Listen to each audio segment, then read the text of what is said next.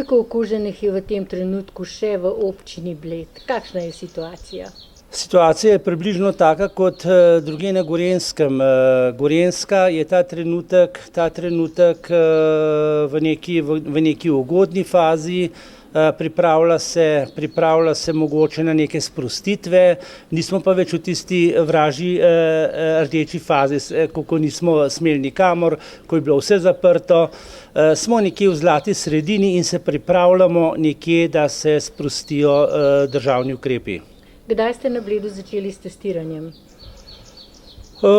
Na Bledu smo začeli s testiranjem takoj, ko se je v Sloveniji začelo, ko so bile uvožene te testne paličice. Bom rekel malo zloglasne, ki imajo samo 30%, vsaka tretja je pač lažna, pa vendar s tem delamo, poslušamo naše nadrejene, naše vodstvo in začeli smo takoj, ko se je to pričelo v Sloveniji. Kako pa je s cepljenjem pri vas na Bledu? Koliko imate zdaj že nekje prijavljenih? In predvsem me zanima za šolstvo, za vzgojitelje, pedagoški kader. S cepljenjem smo pričeli takoj, ko je cepivo prišlo v Slovenijo in smo sedaj približno z Pfizerjem med 75 in 70 letniki. Ljudi starih pocepili smo že vse od 100 do 80, pod 80 gremo in smo zdaj pod 75, že med 75 in 70 ta trenutek.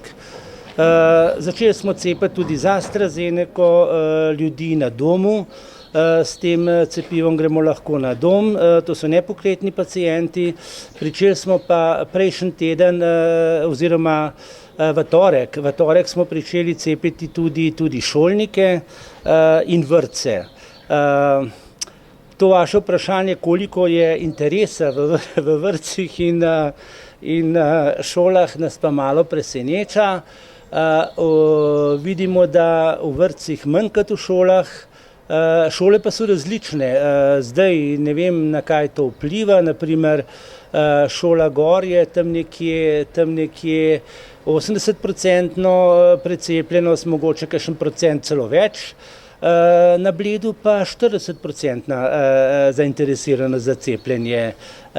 To pa je, bi rekel, če rečemo v nekem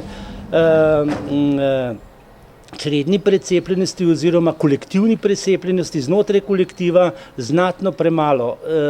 Ne bi bila vsaj tamle noter 80-90%, ne? Pri cepivu AstraZeneca so se v zadnjih 2 dnevih pojavili neki nezaželjeni učinki. Kako vi sprejemate vse te komentarje, ki jih slišimo? Zaupate AstraZeneci? Pri nas teh tako imenovanih čudnih dogodkov, kot jih vi zdaj omenjate, ni pri našem cepljenju.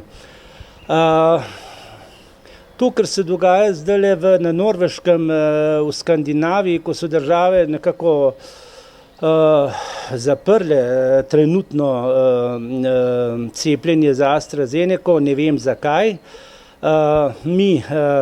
Mi smo po navodilu Ministrstva za zdravje cepili šolniki, mi verjamemo, da je Ministrstvo za zdravje nabavilo pravo cepivo, da